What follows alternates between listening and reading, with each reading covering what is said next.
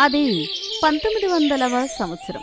పచ్చని అడవుల మధ్య ప్రకృతి వడిలో ప్రశాంతంగా ఉన్న ఒక పల్లెటూరు ధర్మపురి. ఆ ఊరిలో అంతా 50 ఏళ్లు పైబడిన పెద్దవారే నివసిస్తుంటారు. అక్కడ అందరికీ వ్యవసాయమే ఆధారం. వారు పండించేది పూర్తిగా ప్రకృతి వ్యవసాయం. ఎలాంటి కృత్రిమ ఎరువులు లేకుండా ఆవు పేడతో, ఆకుల కంపోస్టుతో వారు పండించే పంటలు అమృతంలా ఉంటాయి. ఆ ఊరి ప్రజలకు కల్లాకపటం తెలీదు. ఎవరైనా ఆపదలో ఉంటే తమ ప్రాణాలు ఇచ్చైనా సాయం చేస్తారు. ఆ ఊరికి ఆమడ దూరంలో కనకపురం అనే పెద్ద ఊరు ఉంది. అక్కడ గజపతిరాజు అనే జమీందారు ఉన్నాడు. అతనికి డబ్బంటే విపరీతమైన గర్వం. ప్రపంచంలో దేన్నైనా తన డబ్బుతో కొనగలను అనే అహంకారం. ఒకరోజు ధర్మపురి గ్రామంలో పండే పంటల గురించి, అక్కడి సారవంతమైన భూముల గురించి గజపతిరాజుకు తెలిసిందే. ఎలాగైనా ఆ ఊరిని మొత్తం తక్కువ ధరకు కొనేసి ఆ పచ్చని ప్రకృతిని నాశనం చేసి లాభాలు గడించాలని నిర్ణయించుకున్నాడు. ఒకరోజు ఉదయం తన నమ్మకస్తుడైన పనివాడు రంగాను పిలిచాడు. గజపతిరాజు గర్వంగా మీసాలు మెలేస్తూ, ఒరే రంగా, ఆ అడవి అవతల ఉన్న ధర్మపురి భూములు ఎంతో సారవంతమైనమాట. ఆ ఊళ్ళో అంతా అమాయకులైన ముసలివాళ్లేనట. ఎలాగైనా ఆ ఊరిని మొత్తం నా సొంతం చేసుకోవాలి. ఇదిగో ఈ సంచిలో 500 వెండి నాణేలు ఉన్నాయి. ఆ పల్లెటూరి వాళ్లకు 500 చూపిస్తే ఊరికి ఊరే నా కాళ్ల ముందు పెడతారు. పదా, బయలుదేరు. చిత్తందరగారు, కానీ ఆ ఊరికి వెళ్లాలంటే దట్టమైన అడవి గుండా వెళ్ళాలి. దారిలో క్రూర మృగాలు ఉంటాయట. బండి వెళ్ళడానికి కూడా సరైన దారి లేదు. నడుచుకుంటూనే వెళ్ళాలి దొరగారు. నా దగ్గర అంత డబ్బున్నప్పుడు నా ప్రాణానికి ఏం భయం రాదురా వెర్రివాడా. నువ్వు సంచి పట్టుకుని నా వెనకాలేరా, అంతే. ఇద్దరూ అడవిదారులో నడక సాగించారు. అడవి చాలా దట్టంగా ఉంది. మధ్యాహ్నం సమయానికి వారు అడవి మధ్యలోకి చేరుకున్నారు. కీచురాళ్ల శబ్దం తప్ప ఏమీ వినిపించడం లేదు. సరిగ్గా అప్పుడే ఒక పొదచాటు నుంచి ఒక పెద్ద ఎలుగుబంటి గుర్రుమంటూ వారి ముందుకు వచ్చింది. దాన్ని చూడగానే రంగాకి వణుకు పుట్టింది. అమ్మో, ఈ ఎలుగుబంటి దొరగారు, మన పని అయిపోయింది. నన్ను క్షమించండి దొరగారు, నా ప్రాణాలు నేను దక్కించుకుంటాను. అలా చెప్పి రంగా గజపతిరాజు ఇచ్చిన 500 వెండి నాణాల సంచిని చేతిలోనే పట్టుకుని దొరగారిని అక్కడే వదిలేసి వెనక్కి పరుగందుకున్నాడు. ఒరే ద్రోహి, నన్ను వదిలేసిపోతావా? పోనీ ప్రాణభయంతో పోతున్నావా? కనీసం ఆ డబ్బు సంచి ఇక్కడ పడేసిపోరా. ఎలుగుబంటి గజపతిరాజు వైపు అడుగులు వేస్తోంది. డబ్బుతో ఎలుగుబంటిని కొనలేడని అతనికి అర్థమైంది. ప్రాణభయంతో గజపతిరాజు ఏ దారి దొరికితే ఆ దారి పిచ్చివాడిలా పరిగెత్తాడు. ముళ్ళుగుచ్చుకుంటున్నా, బట్టలు చిరిగిపోతున్నా ఆగకుండా పరిగెత్తాడు. అలా అడవిలో దారి తప్పి తినడానికి తిండి, తాగడానికి నీరు లేకుండా 3 రోజుల పాటు నరకం అనుభవించాడు. 4వ రోజు సాయంత్రానికి స్పృహ కోల్పోయే స్థితిలో ధర్మపురి గ్రామం పొలిమేరలకు చేరుకుని ఊరి పెద్ద ఆనందరావు ఇంటి ముందు కుప్పకూలిపోయాడు. ఆనందరావు, ఆయన పక్కింటి సుబ్బయ్య పరిగెత్తుకుంటూ వచ్చారు. ఏమయ్యా పెద్దాయనా, ఎవరో తెలియదు కాని ప్రాణాలు అరచేతిలో పెట్టుకుని వచ్చావు. ముఖమంతా గీసుకుపోయి ఉంది. సుబ్బయ్య, త్వరగా నీళ్లు తీసుకురా. సుబ్బయ్య నీళ్లు తీసుకువచ్చి గజపతిరాజు ముఖం మీద చల్లాడు. సీతమ్మ వేడివేడి గంజి తీసుకువచ్చి అతనికి తాగించింది. గంజి తాగిన తర్వాత గజపతిరాజుకు కాస్త ప్రాణం లేచి వచ్చింది. ఎవరు బాబు మీరు? ఈ అడవిదారిలో ఎక్కడ్నుంచి వస్తున్నారు? ఈ పరిస్థితి ఏమిటి?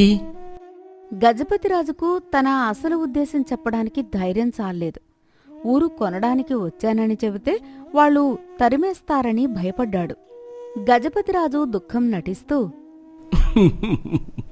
అయ్యా, నేను పట్నం నుంచి వస్తున్న ఒక వ్యాపారిని. నా పేరు గజపతి. నా పనివాడితో కలిసి ఈ దారి గుండా వస్తుంటే ఒక ఎలుగుబంటి దాడి చేసింది. నా పనివాడు నన్ను వదిలేసి నా దగ్గర ఉన్న 500 వెండి నాణేల సంచిని తీసుకుని పారిపోయాడు. నా దగ్గర ఇప్పుడు చిల్లి గవ్వలేదు. అప్పుల వాళ్లకు నేను ఏమి చెప్పాలో అర్థం కావడం లేదు. నా బతుకు నాశనమైపోయింది. అయ్యో, ఎంత ఘోరం జరిగిపోయింది గజపతిరాజు గారు. ప్రాణాలు దక్కాయి. అదే 10,000. డబ్బు పోతే మళ్ళీ సంపాదించుకోవచ్చు. ముందు మీరు లోపలికి వచ్చి విశ్రాంతి తీసుకోండి. చీకటి పడింది. మీ కష్టం గురించి రేపు ఆలోచిద్దాం. రాత్రైంది. గజపతిరాజుకు కమ్మటి భోజనం పెట్టి పడుకోబెట్టారు. కాని ఆనందరావుకు మాత్రం నిద్రపట్టలేదు. రాత్రికి రాత్రే ఊరి పెద్దలను తన ఇంటి అరుగు మీదకు పిలిపించాడు. చూశారు కదా పెద్దలారా, ఈ గజపతి రాజుగారు ఎంతో దూరం నుంచి వచ్చారు. ఆస్తి అంతా పోగొట్టుకుని దిక్కుతోచని స్థితిలో మన ఊరి అరుగుకు చేరారు. 500 నాణేలు అంటే చిన్న మొత్తం కాదు. మన ఊరికి వచ్చిన అతిథి కన్నీళ్లతో వెళ్లడం మన ధర్మపురికే అవమానం. ఆయనకు మనం అండగా నిలబడాలి. నిజమే ఆనందరావు గారు, కానీ మనం ఆయనకు ఎలా సాయం చేయగలం? మనమంతా కాయ కష్టం చేసుకుని బతికే రైతులం. మన దగ్గర 500 నాణేలు ఎక్కడుంటాయి? మన ఊళ్ళో 500 ఇళ్ళు ఉన్నాయి వెంకటప్ప. మనిషికి మనిషి సాయపడటమే మన ధర్మం. కానీ మన దగ్గర దాచిన ధనం లేదు. అందుకే రేపు ఒక రోజంతా మన ఊళ్ళో ఎవరూ తమ సొంత పనులు చేసుకోకూడదు. ముసలివాళ్లమైనా సరే అందరం అడవికి వెళ్లి చెమటోడ్చి కట్టెలు కొట్టి పక్క ఊరి సంతలో అమ్మి తలా ఒక వెండి నాణెం సంపాదించి తీసుకురావాలి. అతిథి దేవుడితో సమానం కాబట్టి దేవుడి పేరు మీద మన గుడి తరపున ఒక నాణెం కలుపుదాం. ఆయన కష్టం తీరుతుంది. మీరేమంటారు? అక్కడున్న వాళ్ళందరూ ఆనందరావు మాటకు ఏకగ్రీవంగా అంగీకరించారు. మరుసటి రోజు ఉదయం సూర్యుడు రాకముందే ఊరిలో ఉన్న వృద్ధులంతా గొడ్డళ్లు పట్టుకుని అడవికి బయలుదేరారు. ఎండ మండుతున్నా లెక్క చేయకుండా వయస్సు మీద పడిన ఆయాసాన్ని దాచుకుంటూ కట్టెలు కుట్టారు. ఆ మోపులను భుజాన వేసుకుని కోసుల కొద్దీ దూరం నడిచి పక్క ఊరి సంతలో అమ్మారు. జమీందారుగా ఎప్పుడూ ఏ పనీ చేయని గజపతిరాజు అరుగు మీద కూర్చుని ఆ వృద్ధులు తన కోసం పడుతున్న ఆ కష్టాన్ని చూస్తూ ఆశ్చర్యపోయాడు. సాయంత్రానికి అందరూ తలా ఒక వెండి నాణెం తీసుకుని ఊరికి తిరిగి వచ్చారు.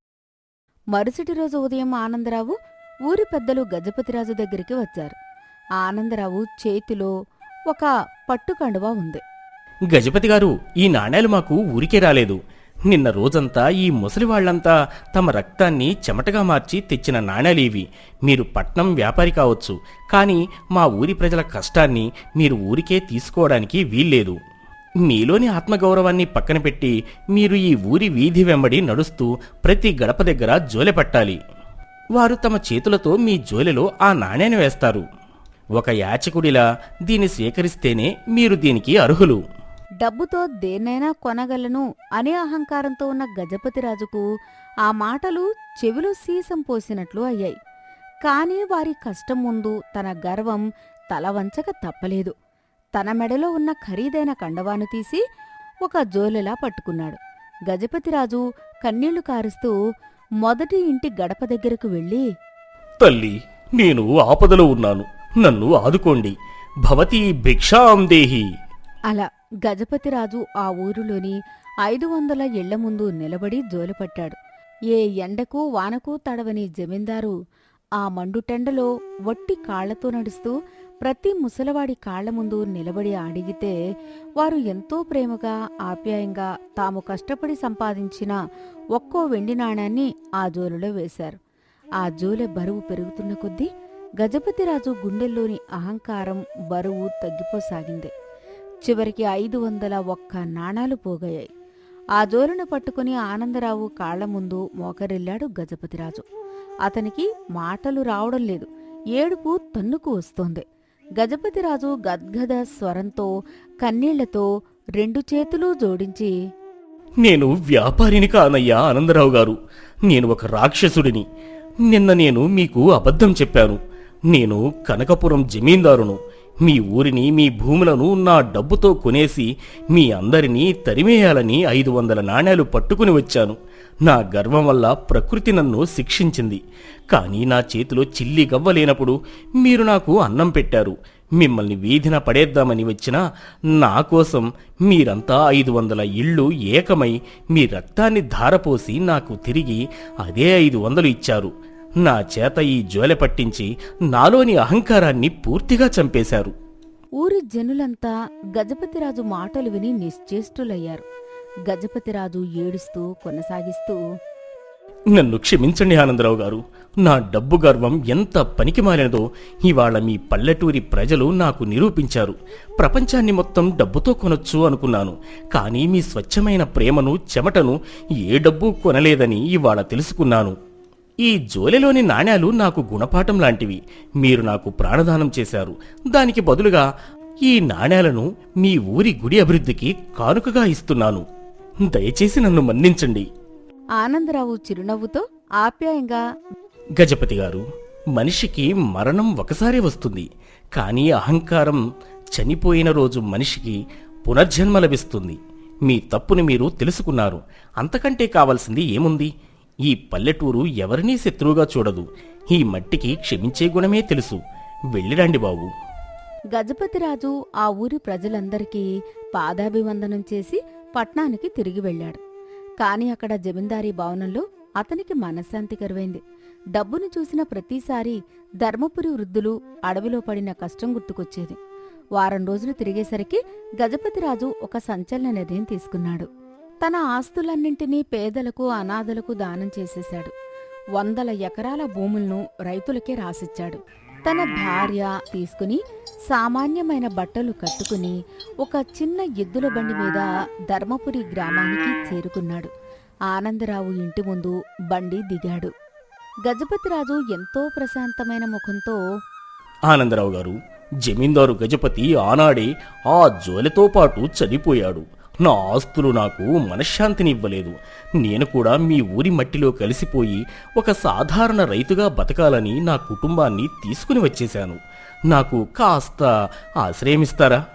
ఆనందరావు ఊరి జనాలు ఎంతో సంతోషంతో ఆయన్ని హక్కున చేర్చుకున్నారు.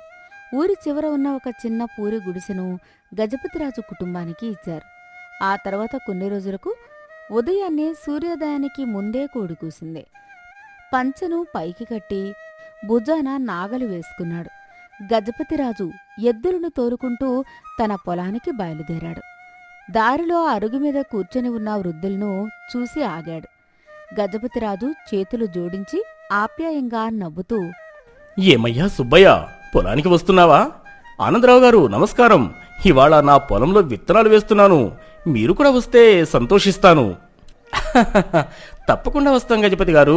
మీ ముఖంలో ఆ కళ ఈ పల్లెటూరి మట్టిలో కలిశాకే వచ్చింది. పదండి, అందరం కలిసే వెళదాం. అలా ఒకనాటి అహంకారి అయిన జమీందారు ఆ పల్లెటూరి ప్రజల మంచితనానికి తల వంచి ఊరితో కలిసి కల్లాకపటం లేని ఒక స్వచ్ఛమైన పల్లెటూరి రైతుగా మారిపోయి జీవితాంతం ఆనందంగా జీవించాడు. నీతి: డబ్బు దేన్నైనా కొనగలదు అనుకోవడం మనిషి అహంకారం.